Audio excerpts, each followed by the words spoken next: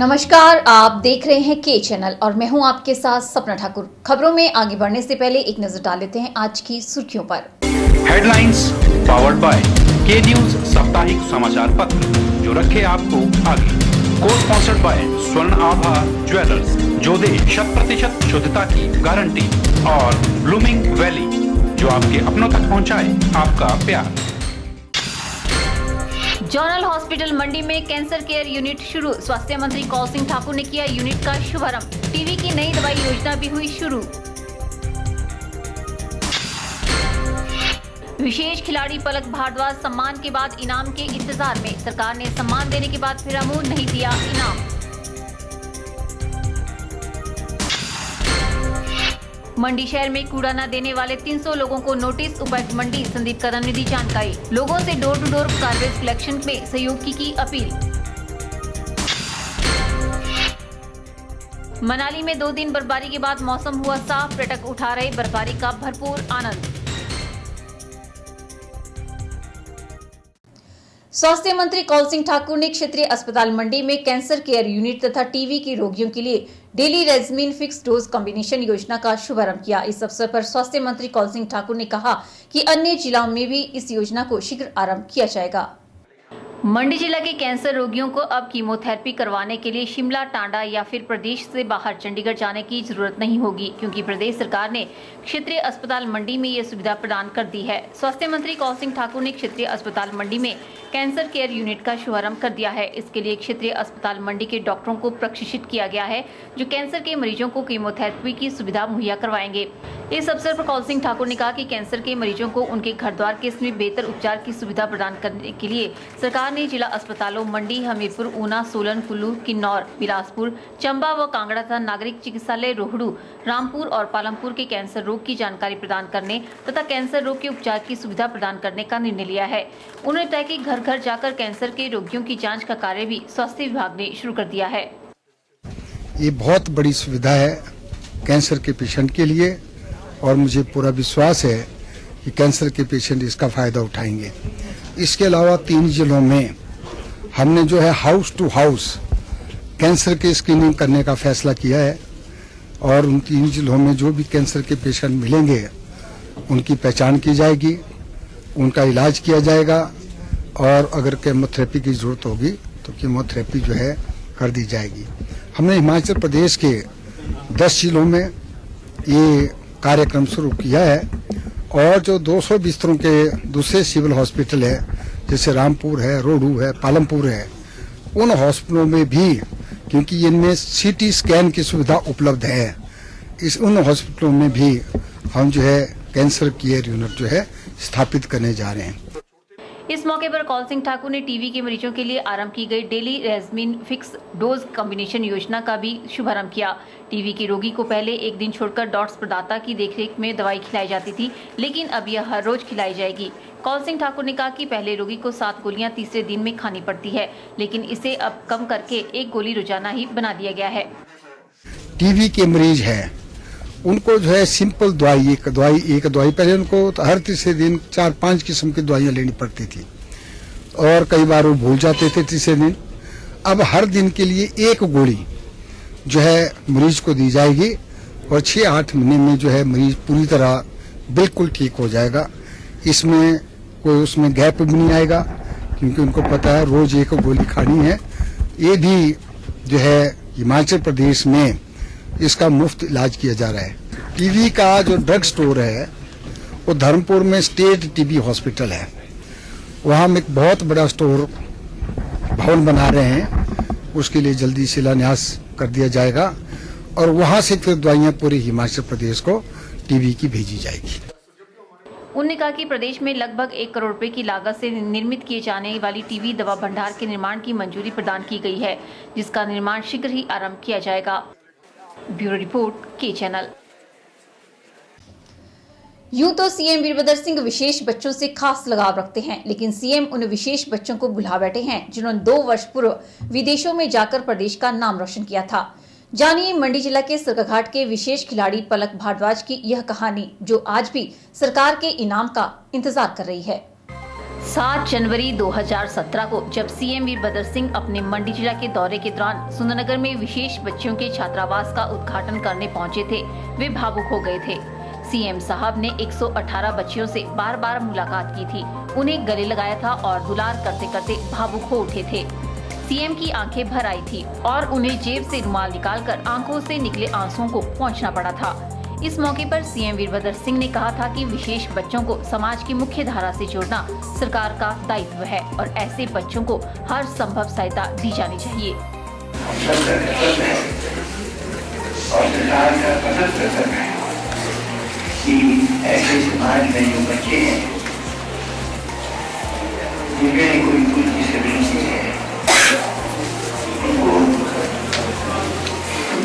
Disabilities को पार करने की जानी चाहिए ताकि वो आगे बढ़कर अपना नॉर्मल जीवन का है सामाजिक जीवन जो है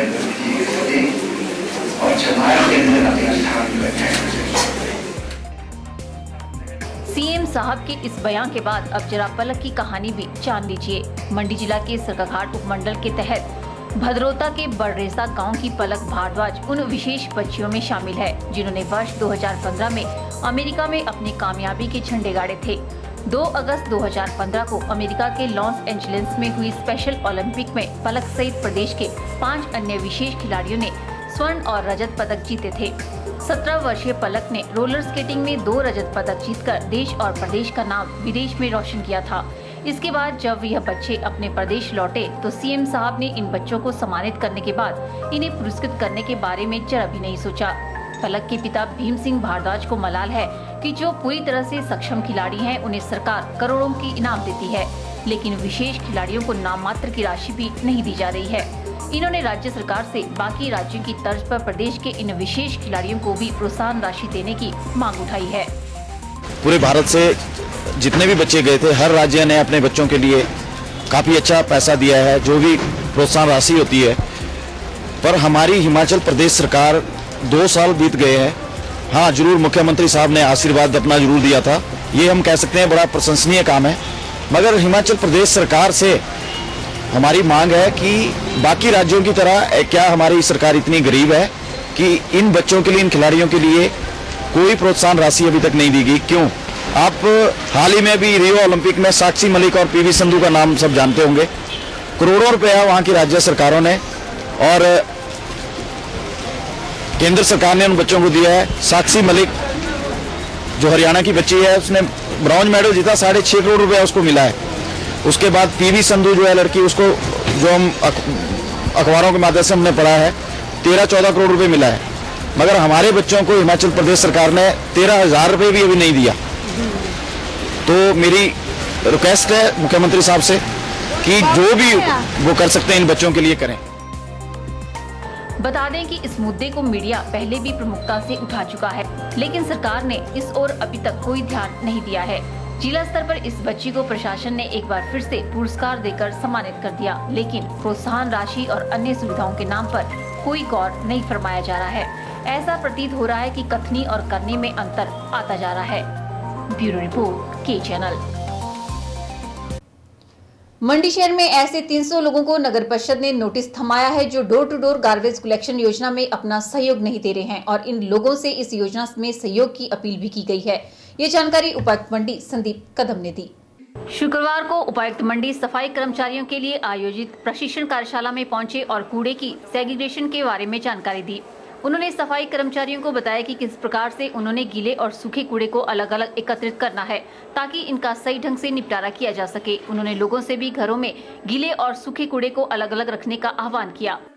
हमारा जो door to door garbage collection है वो मंडी में काफ़ी अच्छा चला हुआ है। पिछले 1-1.5 साल से वो एक स्थिर हो गया है यहाँ पे और अच्छे तरीके से चला है, इसलिए हम अगले स्तर पर जाकर उसको छटनी की तरफ लेके जाना चाह रहे हैं। इसके तहत एमसी के माध्यम से हर वार्ड में लोगों के साथ बैठक करी गई है, अवेयरनेस कैंप्स लगाए गए जिसमें लोगों को बताया गया कि किस तरीके से छटनी की जाए, छटनी की अहमियत क्या है। एक कैंप्स किए गए और आज इसी के तहत हमने जो हमारे सफाई कर्मचारी है जो घर घर जाके कूड़ा इकट्ठा करते हैं, उनके लिए भी एक कैंप रखा था जिसमें उनको ट्रेनिंग दी गई कि छटनी क्या होती है, वो किस तरीके से करी जाती है। उपायुक्त मंडी संदीप कदम ने बताया कि door to door garbage collection योजना में अधिकतर शहरवासी अपना सहयोग दे रहे हैं और जो इस योजना में सहयोग नहीं दे रहे हैं ऐसे 300 लोगों को नगर परिषद के माध्यम से नोटिस भिजवाया गया है।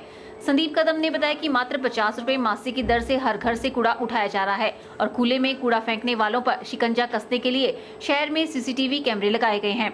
संदीप कदम ने शहरवासियों से घर पर आने वाले सफाई कर्मचारी के पास ही कूड़ा देने का आह्वान भी किया।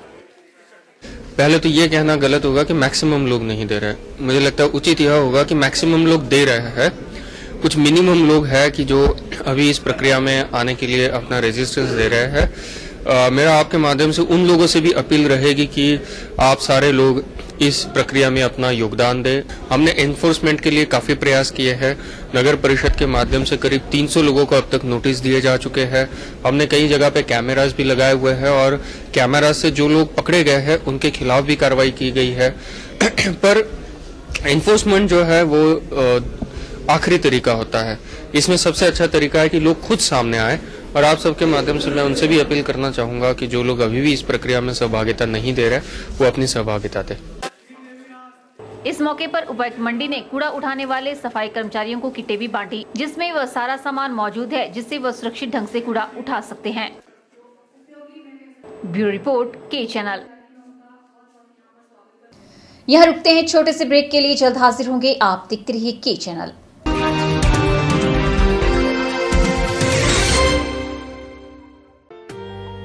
Sachdeva college Mandi Paddal coaching centre में army GD clerk, army technical, army nursing assistant, army tradesman, army DSP की कोचिंग स्टार्ट हो गई है। इसके साथ ही shortcut coaching methodology for GK, Hindi, maths, English and general science, topic wise test और मॉक टेस्ट की तैयारी भी करवाई जाती है। तो सुनहरी भविष्य के लिए आज ही संपर्क करें सचदेवा कॉलेज मंडी, हिमाचल प्रदेश।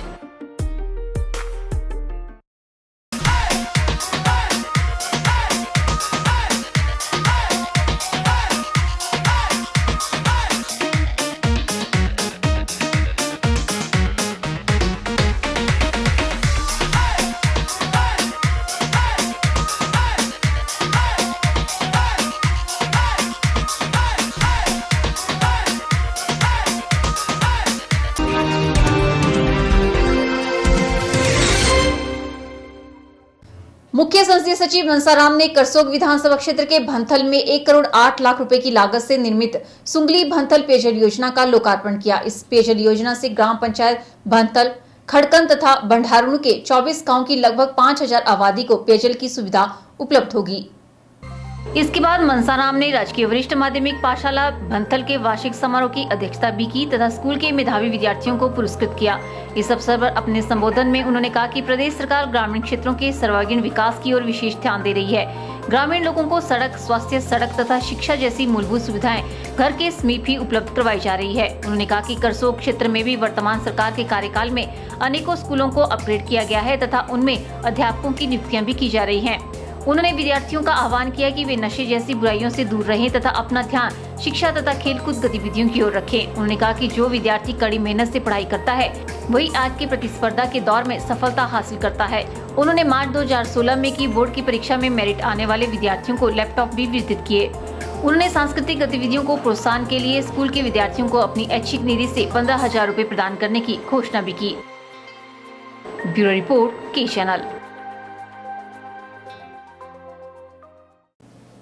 गोहर में टावर लाइन की चल रही जांच ने नया मोड़ ले लिया है। उपमंडलाधिकारी गोहर कार्यालय में जांच कमेटी की तीसरी बैठक में नाचन के विधायक विनोद कुमार ने किसानों और बागवानों की दशा को देखते हुए जांच कमेटी के समक्ष प्रभावित किसानों की जमकर पैरवी की। उन्होंने जांच कमेटी में बैठे अधिकारी को निर्देश देते हुए कहा कि किसानों की समस्याओं का जल्द निपटारा किया जाए। स्थानीय विधायक ने सरकार सहित संबंधित रिलायंस कंपनी को चेतावनी दी है कि प्रभावित परिवारों के साथ जो आर्थिक अन्याय हुआ है उसमें सरकार के साथ मिलीभगत से एक बड़े घोटाले की बू आ रही है। उन्होंने कंपनी पर निशाना साधते हुए कहा कि कंपनी जहां कहीं भी हो इस संदेश को अनसुना न करे, अन्यथा उक्त मामले को हिमाचल प्रदेश विधानसभा में प्रमुखता से रखा जाएगा।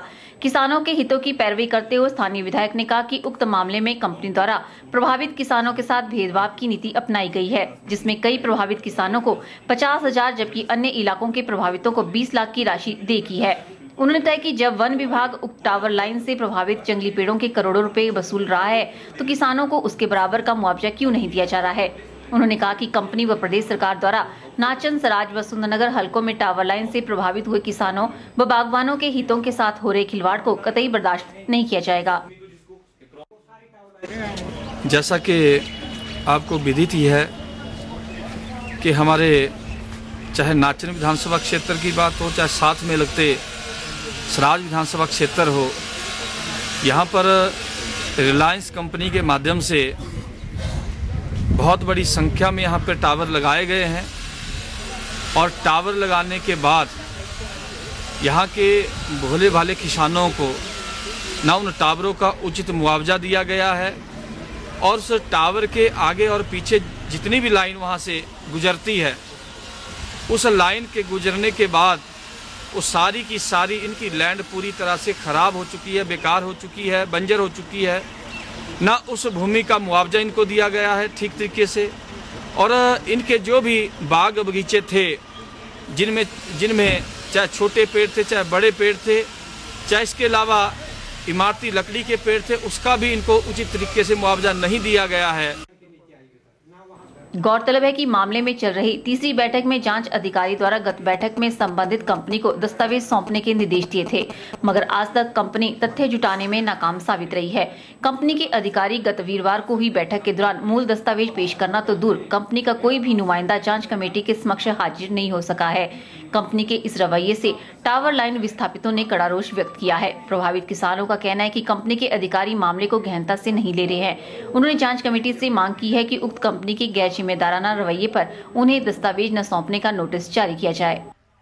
के चैनल के लिए गोहर से हरीश चौहान की रिपोर्ट। शिवरात्रि महोत्सव 2017 के आयोजन के लिए जिला के सभी 216 पंजीकृत देवी देवताओं को निमंत्रण पत्र भेज दिए गए हैं। ये जानकारी शिवरात्रि महोत्सव के आयोजन के तहत गठित देवता उपसमिति की बैठक की अध्यक्षता करते हुए अतिरिक्त जिला दंडाधिकारी विवेक चंदेल ने दी। अतिरिक्त जिला दंडाधिकारी विवेक चंदेल ने बताया कि महोत्सव के लिए आने वाले सभी देवताओं व देवलुओं के ठहरने के लिए बेहतर प्रबंध किए जाएंगे तथा उनका विधिवत स्वागत किया जाएगा।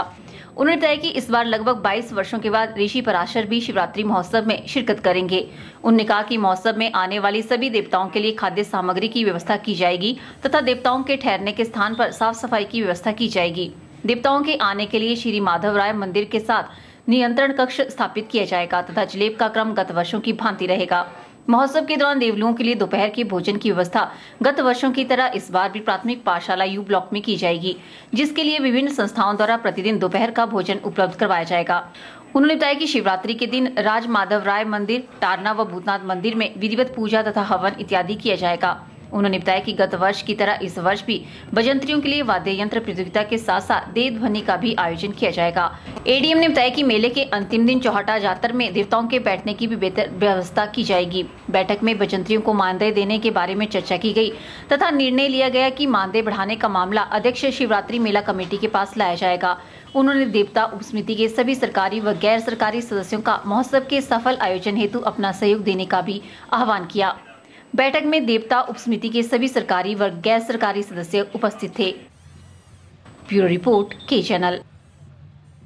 फिलहाल वक्त चला है एक और ब्रेक का, मिलते हैं ब्रेक के बाद।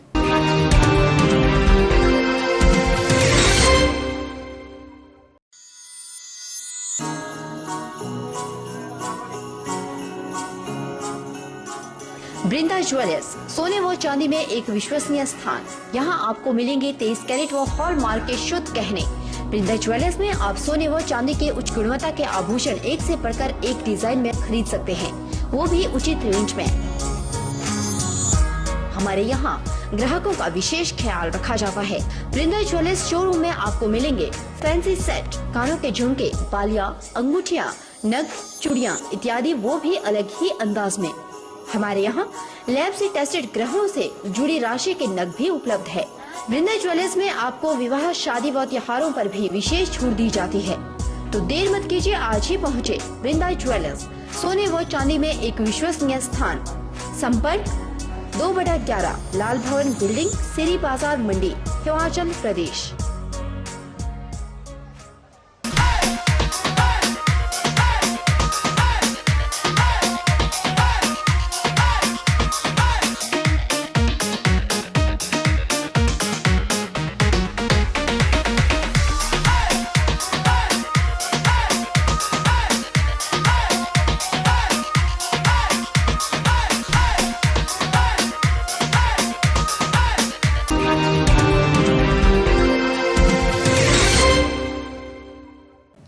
प्रदेश की सभी पंचायतों को 4G से जोड़ा गया है। पंचायती राज विभाग ने सभी 3226 पंचायतों को 4G डोंगल जारी कर दिए हैं। अब पंचायतों का डाटा जिला प्रशासन और सरकार को एकदम उपलब्ध हो जाएगा। पंचायतों में ब्रॉडबैंड सुविधा न होने से पंचायती राज विभाग ने 4G डोंगल देने का फैसला लिया है। अधिकतर पंचायतों को 4G डोंगल दे दिए गए हैं। पंचायतों को पहले ही पंचायती राज विभाग, मनरेगा, प्रधानमंत्री Awas Yojana, area profiler, plan plus, जन्म एवं मृत्यु प्रमाण पत्र का रिकॉर्ड ऑनलाइन रखने के लिए कंप्यूटर सॉफ्टवेयर भेज रहा है।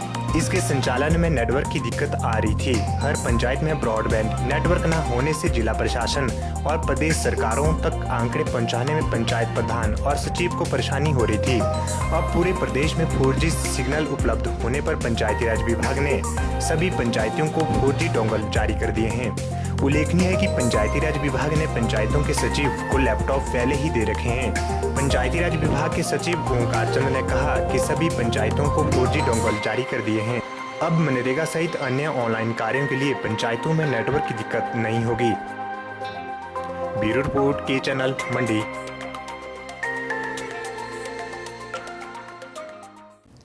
आरबीआई पॉलिसी चैलेंज में बल्लभ कॉलेज से प्रतिभागियों ने भाग लिया था, जो कि चैलेंज में क्वालिफाई हो गए हैं। अब ये चारों प्रतिभागी दिल्ली में होने वाले जोनल कंपटीशन में भाग लेंगे। कॉलेज स्टाफ ने प्रतिभागियों को बधाई दी और जोनल कंपटीशन में भी बेहतर प्रदर्शन करने के लिए शुभकामनाएं दी।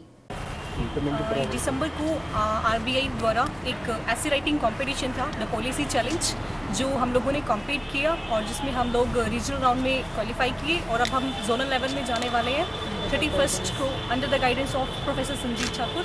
और अब हमारा 31 को वहाँ पे प्रेजेंटेशन है जोनल लेवल में, जिसके लिए हमारी तैयारियाँ बहुत अच्छे से हो भी गई हैं और कुछ रहती हैं जिन पर हम वर्कआउट कर रहे हैं। 30 को हम यहाँ से निकलेंगे, 31 को हम वहाँ पे प्रेजेंटेशन देंगे और 1 को हम वापसी करेंगे। और अगर हम जोनल लेवल से क्वालिफाई कर जाते हैं दिल्ली में, उसके बाद हम मुंबई में नेशनल राउंड के लिए पार्टिसिपेट करेंगे, जिसके अंडर हमें 3 मंथ्स की आरबीआई द्वारा इंटर्नशिप दी जाएगी।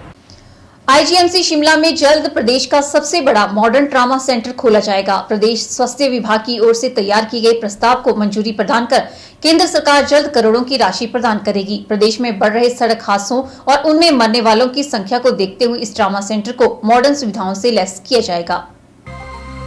केंद्रीय टीम ने आईजीएमसी में खोले जाने वाले ट्रॉमा सेंटर को हरी झंडी दे दी है और अब केंद्र सरकार की ओर से मंजूरी प्रदान की जानी है। सेंटर को आधुनिक महानगरों के ट्रॉमा सेंटरों की तर्ज पर विकसित किया जाएगा। इंडस और डीडीयू में ट्रॉमा सेंटर खोलने के प्रस्तावों के रद्द होने के बाद स्वास्थ्य विभाग ने आईजीएमसी में इसे खोलने का केंद्रीय स्वास्थ्य विभाग को प्रस्ताव भेजा है। प्रस्ताव के आधार पर केंद्रीय स्वास्थ्य मंत्रालय की टीम ने निरीक्षण भी कर लिया है। निरीक्षण में टीम ने इसे सही पाया है और अब इसे मंजूरी प्रदान की जा रही है। सेंटर में विशेषज्ञ चिकित्सकों की टीम तैनात रहेगी और हर विभाग के विशेषज्ञ चिकित्सक भी तैनात होंगे। ट्रॉमा सेंटर में हर तरह के टेस्ट सहित उपचार के उपकरण व ऑपरेशन थिएटरों को बनाने जाने का प्रस्ताव है। प्रस्ताव में आईजीएमसी के नए बन रहे ओपीडी ब्लॉक की 2 मंजिलों में ट्रॉमा सेंटर खोला जाएगा। केंद्र सरकार के निर्देशों के तहत मुख्य सड़क के साथ ट्रॉमा सेंटर का होना अनिवार्य है। ऐसे में ओपीडी ब्लॉक सर्कुलर रोड पर बनाया जा रहा है ताकि मरीजों को अस्पताल पहुंचाना आसान हो सके। ब्यूरो रिपोर्ट की चैनल। यह रुकते हैं एक और ब्रेक के लिए। ब्रेक के बाद भी खबरों का सिलसिला यूं ही जारी रहेगा। आप देखते रहिए की चैनल।